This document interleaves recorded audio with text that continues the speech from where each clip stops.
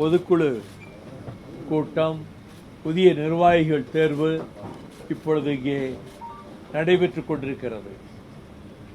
இதற்கு மத்தியில் நேற்று திடும் பிரவேசமாக உள்துறை அமைச்சர் அமித்ஷா சென்னைக்கு வந்து கமலாலயத்துக்கு மாலையிலே சென்று பாரதிய ஜனதா கட்சியும் அண்ணா திராவிட முன்னேற்ற கழகமும் கூட்டு வைத்துக் கொண்டது என்றும் பாரதிய ஜனதா கட்சிக்கு தமிழ்நாட்டு தலைவராக நெல்லை சட்டமன்ற உறுப்பினர் நயினார் நாகேந்திரன் அவர்களையும் அறிவித்து கூட்டணி அமைந்துவிட்டது என்ற ஒரு செய்தியை வெளியிட்டிருக்கிறார்கள். ஆனால் மதிப்பிற்குரிய முன்னாள் முதல்வர் எடப்பாடி பழனிசாமி அவர்கள் எக்காரணத்தை கொண்டும் பாரதிய ஜனதாவோடு நாங்கள் உடன்பாடு வைத்துக் கொள்ள மாட்டோம் என்று அண்மையில் தான் கூறினார். அதற்கு பின்னர் பாரதிய ஜனதா கட்சியினுடைய சில கொள்கைகளை எல்லாம் விமர்சித்து பேசினார். ஆனால் திடீரென்று அவர் டெல்லிக்கு சென்றதும், பிறகு சட்டமன்ற உறுப்பினர் நண்பர் செங்கோட்டையன் சென்றதும், செங்கோட்டையன் 2 முறை சென்றதும், இதற்கு பிறகு இங்கே அமித்ஷா வருவதாக திடீரென்று அறிவிப்பு வந்து கூட்டணி அரசு அமைக்கப் போகிறோம், அதிமுக தலைமையில் கூட்டணி என்று அந்த வார்த்தையும் சொன்னார். ஆனால் இந்த அறிவிப்புக்கு முன்னால் மாநில முதல்வராக இருந்த அண்ணா திராவிட முன்னேற்ற கழகத்தினுடைய பொதுச் செயலாளர் மதிப்புக்குரிய எடப்பாடி பழனிசாமி அவர்கள் ஒரு வார்த்தை பேசவில்லை.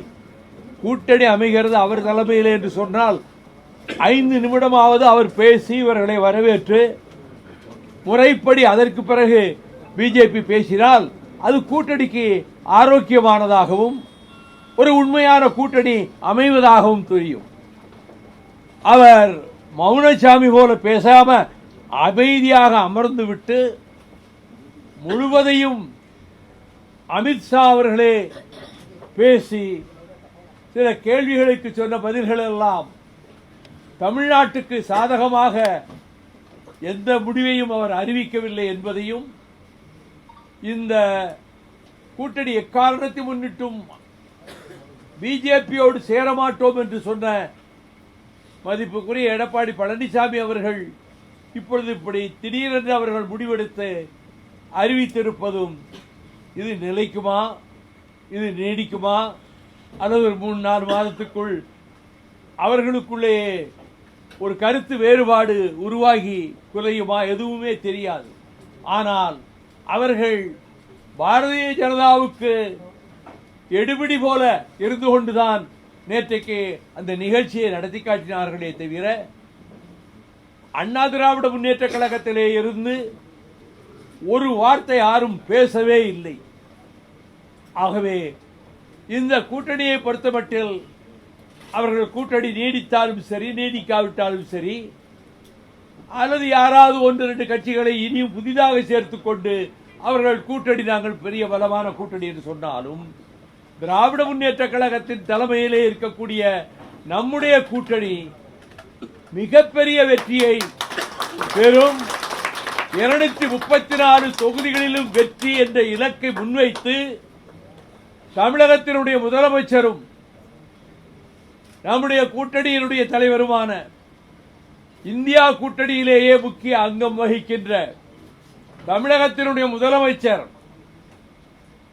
ஆருயிர் சகோதரர் மாண்புமிகு தளபதி மு.க. ஸ்டாலின் தலைமையில் வரப்போகிற சட்டமன்ற தேர்தலில் அனைத்து தொகுதிகளிலும் வெற்றி பெறுவதற்கு மறுமலர்ச்சி திராவிட முன்னேற்ற கழகம் சொன்ன வாக்கை நிறைவேற்றுகிற வகையிலே டாக்டர் கலைஞரிடத்திலே சொன்னது போல கடைசி வரை நான் தம்பிக்கு பக்கபலமாக இருப்பேன் இயக்கத்துக்கு, திராவிட முன்னேற்ற கழகத்துக்கு அரணாக இருப்பேன் என்று அவரிடம் நான் கூறியதும், அவரின் கைகளை பற்றி கொண்டதையும் நான் பல கூட்டங்களிலே பேசினேன்.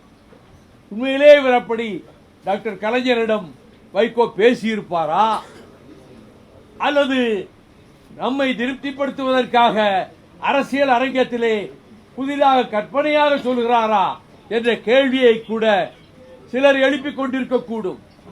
ஆனால் இயக்கத்திலே இருந்து பாடுபட்டு பிறகு சில சூழ்நிலைகளிலே இயக்கத்தை விட்டு விலகி திராவிட முன்னேற்ற கழகத்திலே சேர்ந்த ஒரு எனது உயிர் சகோதரர் ஒருவருடைய துணைவியார் அவர்கள் உடல்நிலை மிக மோசமாகி அவர் கடைசி கட்டத்துக்கு வந்துவிட்டார் என்ற செய்தி கேள்விப்பட்டு நான் அங்கே போயிருந்த போதுதான் அந்த வீட்டில் ஒரு புகைப்படத்தை பார்த்து நான் திகைப்படைந்து விட்டேன்.